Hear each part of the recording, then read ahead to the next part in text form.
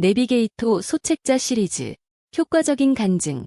당신의 삶을 가장 강력한 메시지로. 만약 여러분이 어떤 질병으로 오랫동안 고통받다가 한 의사를 만나 완전히 치유되었다면 여러분은 그 놀라운 경험을 다른 사람들에게 어떻게 이야기하시겠습니까?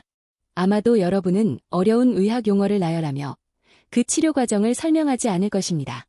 대신 내가 얼마나 아팠는지, 그 의사를 어떻게 만났는지, 그리고 그를 통해 지금 내가 얼마나 건강해졌는지를 생생하고 진솔하게 이야기할 것입니다. 오늘 우리가 함께 나눌 데이브 도슨의 책, 효과적인 간증은 바로 나의 이야기가 복음을 전하는 가장 강력하고 효과적인 도구가 될 수 있음을 가르쳐주는 책입니다. 이 책은 간증이 단순히 종교적인 경험담을 나누는 것이 아니라 듣는 사람의 마음을 움직이고 그들을 그리스도께로 인도하는 살아있는 메시지임을 선포합니다. 저자는 먼저 내 개인적인 간증이 이토록 효과적인지를 3가지 이유를 들어 설명합니다. 첫째, 모든 사람은 다른 사람의 경험담을 듣기 좋아하기 때문입니다. 우리는 추상적인 이론보다 구체적인 이야기에 더 깊이 공감하고 매력을 느낍니다. 둘째, 아무도 당신의 경험을 반박할 수 없기 때문입니다. 당신의 삶에 일어난 실제적인 변화는 논쟁의 대상이 될 수 없는 강력한 사실입니다. 셋째, 자신의 이야기이기에 나누기 쉽기 때문입니다. 우리는 복잡한 신학 이론이 아니라 우리가 직접 겪은 일을 이야기하기에 더 자신감을 가지고 자연스럽게 복음을 나눌 수 있습니다. 성경은 바로 이러한 간증의 이야기로 가득 차 있습니다. 요한복음 9장에 나오는 날 때부터 맹인이었던 사람은 바리새인들이 예수님에 대해 아무리 비난하고 논쟁을 걸어와도 흔들리지 않고 단 한 가지 사실을 선포합니다. 한 가지 아는 것은 내가 맹인으로 있다가 지금 보는 그것이니이다. 그의 삶에 일어난 명백한 변화, 그것이 바로 그의 가장 강력한 간증이었습니다. 그렇다면 어떻게 하면 우리의 삶의 이야기를 이처럼 효과적인 간증으로 만들 수 있을까요? 저자는 간증을 준비하기 위한 3가지 명확한 구조를 제시합니다. 그것은 바로 믿기 전의 삶, 믿게 된 경위, 그리고 믿은 후의 삶입니다. 첫 번째 부분인 믿기 전의 삶은 우리가 예수님을 만나기 전에 어떤 모습으로 살았는지를 솔직하게 나누는 것입니다. 이때 중요한 것은 듣는 사람이 공감할 수 있는 보편적인 삶의 문제에 초점을 맞추는 것입니다. 예를 들어 삶의 목적을 찾지 못해 방황했던 모습, 미래에 대한 불안감, 깨어진 관계 속에서의 상처, 혹은 죽음에 대한 두려움과 같은 것들입니다. 이러한 솔직한 나눔은 듣는 사람으로 하여금 나만 그런 것이 아니구나라는 공감대를 형성하고 마음의 문을 열게 합니다. 두 번째 부분인 믿게 된 경위는 그러한 삶 속에서 어떻게 예수 그리스도를 인격적으로 만나게 되었는지를 구체적으로 설명하는 것입니다. 이것은 간증의 가장 핵심적인 부분입니다. 우리는 여기서 복음의 핵심 진리, 즉 예수님께서 누구시며 그분이 우리를 위해 십자가에서 무슨 일을 하셨는지를 명확하게 전달해야 합니다.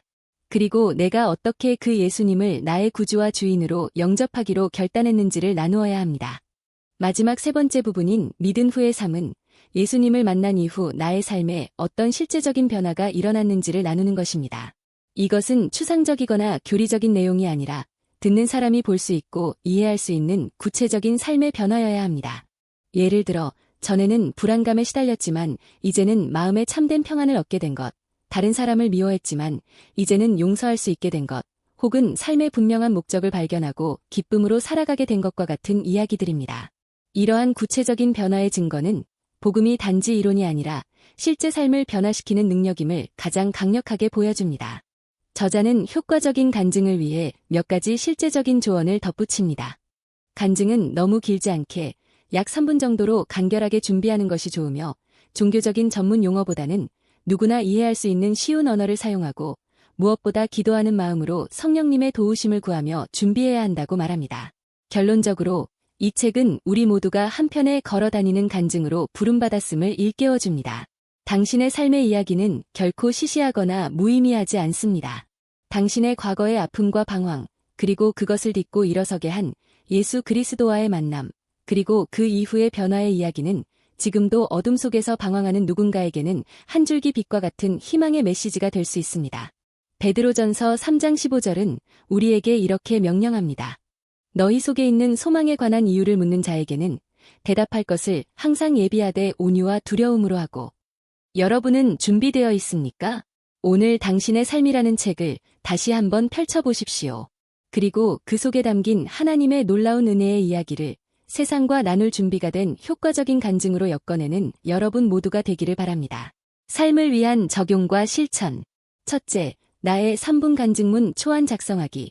오늘 강의에서 배운 3가지 구조, 즉 믿기 전의 3, 믿게 된 경위, 믿은 후의 3에 맞추어 당신의 개인적인 간증문 초안을 작성해보세요. 각 부분을 한두 문단 정도로 요약하여 전체가 약 3분 분량이 되도록 구성하는 것입니다. 둘째, 간증에서 복음의 핵심 점검하기. 당신이 작성한 간증문 속에서 복음의 핵심 내용, 즉 예수님은 누구신가, 그분은 나를 위해 무슨 일을 하셨는가, 그리고 나는 어떻게 그분을 영접했는가가 명확하게 드러나 있는지 점검해보세요. 만약 이 부분이 부족하다면 관련 성경 구절, 예를 들면 요한복음 3장 16절, 로마서 5장 8절, 요한복음 1장 12절을 활용하여 내용을 보강해보세요.